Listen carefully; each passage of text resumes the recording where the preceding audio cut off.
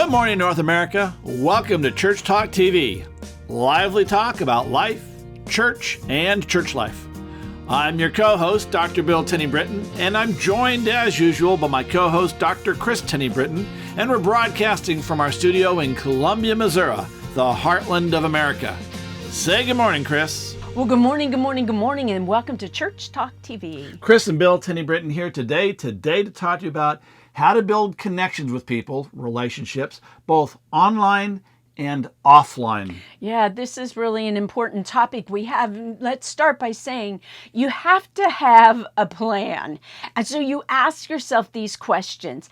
Is this connection to build a one-on-one individual relationship with someone, or Between you and them. Between you and them, Right. that's right. Or to connect people to a group, or to coalesce a person in, people, if you will, people into a group.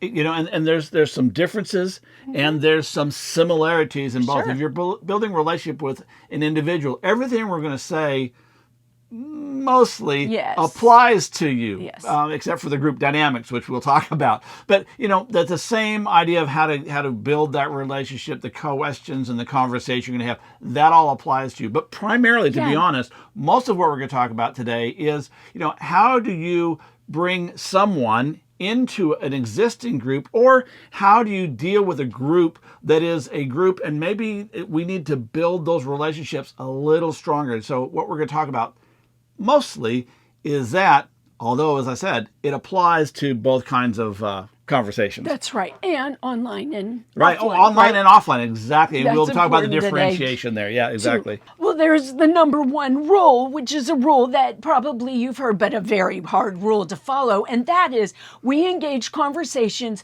with 2 ears and 1 mouth.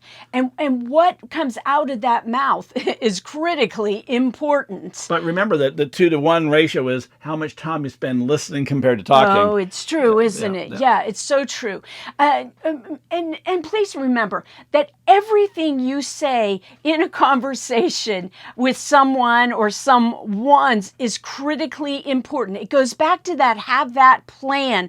What is the purpose? So don't tangent off. If you're trying to build relationship or relationships, you want to make sure that whatever you say is about that, not about your personal life or your dogs or cats or anything else like that. It's one thing to open the door to a conversation, which we're going to talk about momentarily, but it's another matter indeed, or completely, about taking a relationship, taking connections, and connecting people. So let's real quick, start off right off the bat. The primary tool for making connections in a group or even individually is asking stepped, meaningful questions. By step, I mean steps. Do you step up, step up, step up? There's 3 levels of questions. Now, we get this from Lyman Coleman, who wrote or put together, he didn't write the Serendipity Bible. Well, he wrote the Serendipity part. He didn't write the Bible part. But anyway, someone else has wrote that. But he wrote the Serendipity part and invented, if you will, the 3 levels of questions. And the 3 levels of questions were, he used icons, so I don't know what he called them, but they were coffee room or coffee time questions. These were the easy questions. Icebreakers. Icebreakers, They're yeah. icebreakers. And I can remember the first time we used this, we were using it in a small group, and the first question I thought, how lame. It said, you know, what it was the heating system in your house. And I thought, forced air. But it turns out in our group that we had everyone from coal fireplace to wood fireplace to forced air to cable heat to, hey, we lived in a place where we didn't need heat. It was amazing, just the conversation. And it went deep real quick in terms of, you know, just conversation and relationship, of building a relationship, because people were fascinated. Sure. Well, I'm not sure that I'd say it went really deep, but it built an instant connection. Right. Okay. Good. Right? That's very good. Yeah. Exactly right. Exactly right. Okay. The second level is, go ahead. Is the heady stuff, right? Like that's transmitting the knowledge. That was the Bible study, if you will. It was that little bit of extra information. So if you're meeting somebody, look for those connections. If you want to build a relationship with somebody, what do you know about them? Do a little search, or ask somebody who might know them, or do a little Google research. And so you want to if you have get that, if you right. have that time Right. in advance, so you often don't have that time in Well, advance. that's true. I But- was thinking more intentionality. Right. But yeah, go right. ahead. But one of the things is there's a number of books out there called like books of questions, where where there's lots of different questions, and you just get familiar with a dozen questions, and really there's hundreds of them in there, and in those questions you ask. They're relationship questions. They're relationship building questions, and they're heady stuff in terms of what did you do? Tell me about what do you do? What keeps you busy during the week Yeah, that's and the whatnot. questions. But those questions are really about the head. They're not going to the next level, which is the heart. So this is where you can go deeper. Now know that you more than likely will not be able to have that conversation on your first conversation. Oh, definitely so not. we're building, our conversations are building. And maybe as we're talking about that, this might be a step get to know you. Does that make sense? You might be able to do the coffee and the intellectual, or whatever you want to call it, conversation, but it may be another conversation another time before you get deeper. conversation later. Exactly. Right, yeah. And it'll depend on the group that you're introducing them in. So we got some rules. That's the basic tool you're going to do, but there's some rules that go along with all this. And number one is, be a facilitator, don't be the communicator. The bottom line is you're there to help facilitate conversation between one and the other, or within others, but not necessarily you're the star of the show. Yeah, exactly. And that's even on the one-on-one, right? The focus in. Yeah, really. I mean, that's the bottom line is it's not about you. This is not about you. And to be fair, if you're bringing a new person to a group, it's not about that group either. It's about bringing someone into the group. That's why so often Sunday school class has been going on for 20 years. The new person comes in, they never come back because they really weren't brought into the group. They were an outsider looking in because the group was inside. Right. So we're talking about how to break down those walls. And small groups are often the same way. If you've got a Right. group Well, that's the been Sunday school class, together small 8 to group, 10 weeks, you're Right. done, right? Yep. Okay, so the biggest issue that we face are the cliques and those clique conversations. It's a good. Well, okay, a clique is obviously a group of people that hang together. I see this in churches all the time. You walk out of worship into the fellowship time, and all the friends are sitting or standing here, sitting or standing here, sitting or standing here, and the outsiders or a guest or a visitor is like, okay, what do I do now? They got their cup of coffee, and it's like, okay, and so. That's the biggest issue is these cliques. But the other thing is, like, especially for online, is clique conversations. And that is when the group has been around long enough, or the people have been around long enough, that they have conversations that are cliquish. It's not that they're trying to be exclusive, but they're talking about what happened last week, or how someone's house it needs a new roof or whatever. And it's a conversation that doesn't include the outsiders, even though everyone else is, they know that Bob needs a new roof, and they've been laughing about that for 6 weeks, and it's like, And those are clique conversations, and those are the two biggest issues that you have to break down. Well, and I don't really know very well other platforms for online other than Zoom. And I will say in Zoom, and I'm sure this is the case in other like meetings and whatnot, that you can do private chat, right? So you can do chat, not to everyone, but it will tell you the names of those people that are there. So you just go to private chat if you want to ask personal questions or have a personal conversation that doesn't leave anybody out. Or text them. Yeah. Also. So what do we do with those, rules. right? 5 rules. So here we go. Yeah, 5 guidances. Intervene. If you're in person, you can intervene. So if you see somebody who's out there, you want to get them connected in, you want to connect with them yourself and then guide them to a group and introduce them and hand them off. And we've talked in other episodes about the need to have hosts and greeters and hosts. And this is where your hosts really play an important role, is to help take a person who's standing there, or a couple people who are standing there who look somewhat lost, or even if they don't look lost, but they're standing there not connected, and guide them to a group, introduce them into the group and make sure that the handoff has been made. And so I want to talk real quick about the handoff, and that is that just introducing someone is generally not enough, because what will often happen, you guide this person over to this group, you introduce them, and then the conversation continues as if this person can join in the conversation, and they're clueless, they're lost. So what I often do is I start with, I get to know the person just a bit, hey, what keeps you busy during the week, how many kids you have, if they're family group, obviously, that kind of thing. And then I guide them over to one of the cliques, and I say to them, hey, this is Bob and Carol, or this is Bob, or this is Carol, whatever the case may be. And, Bob's a veterinarian, and I just found that fascinating. He's just moved into town, and now that group conversation has been hijacked.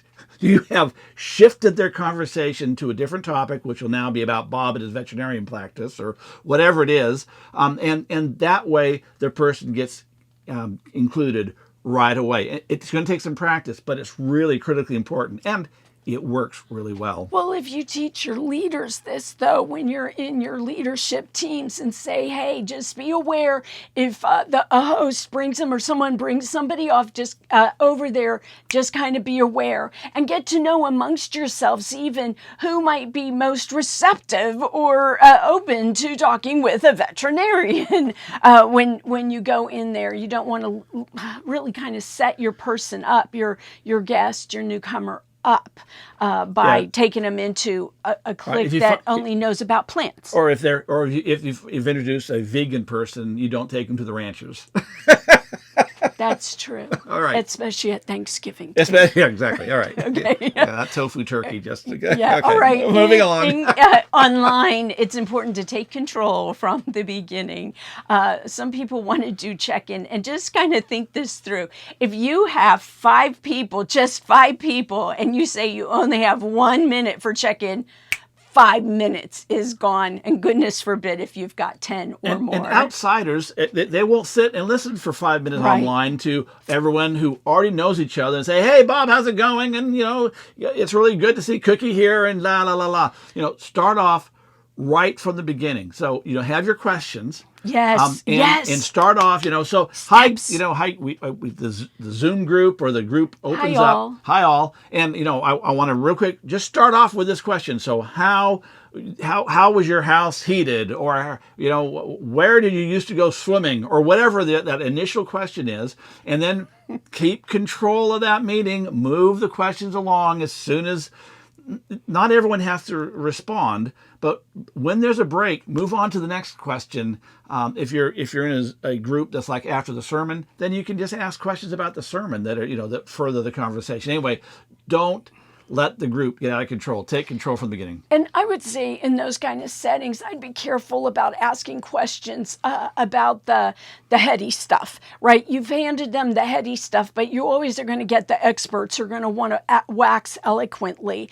And so unless it's you, right, you're the one who's taught the lesson or preached the sermon, then it's better if you can say, oh, wow, I wasn't able to get this in. But again, connection isn't really about the heady stuff. All right, so the next point 4, is to keep the conversation balanced. And try and get people across the board involved, but don't push. If you have a visitor, don't say, well, Sarah, it's your first time here. What do you think? Yeah, that's you'll not see Sarah again. You may not see Sarah right then because you go click and she's gone. And again, even in a group where she can't click and be gone because it's an in-person group, it can be very embarrassing. They're not likely to be back. So you want to make sure as best you can that you're inviting, trying to keep it balanced. And what that often means, and then it's point 5, is you got to moderate the conversation and don't allow the dominance to dominate. Those who are dominant conversation people, talk. This is the time to be rude if you need to, and not rude ugly, but rude like you may have to interrupt and say, great, I so much appreciate it, Robert, but we got to move on, and and I haven't heard from from Jennifer, who is, a long-term member and who always talks and whatnot. But you have to be careful with that because, again, it's like calling people out. So you don't want anybody to worry that they might be called out, but we don't want to leave anybody out Right. either.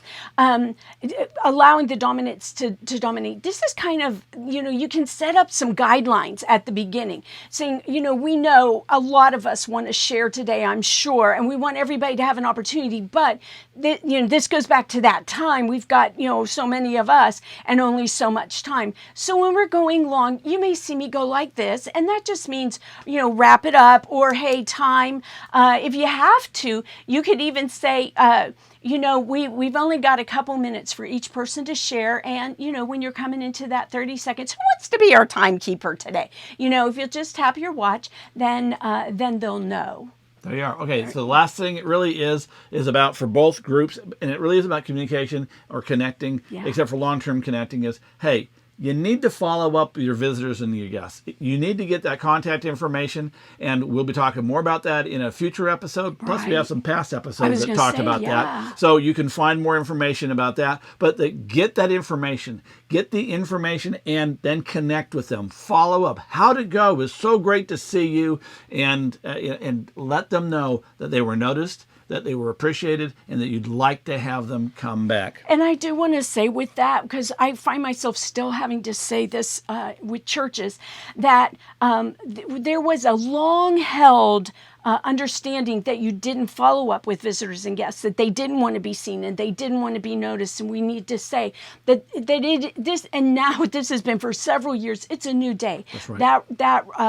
That rule doesn't hold anymore. So you want to make sure that you do follow up, that they do know that they were noticed and that you were glad they were there. Well, hey, I would like to make the pitch this week. Okay. All right. So we want to bring to your attention that the Effective Church Group has more blogs than you can possibly imagine. And so any of the topics that we cover on Church Talk, and particularly this one, we have blogs for you that can give you more information.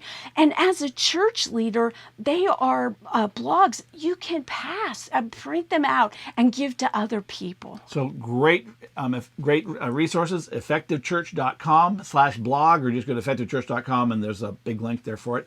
And if you do a search for connections or connection, there are so many articles on this. Hey, we are out of time. We are. Have a great week. We'll see you next week. Bye-bye.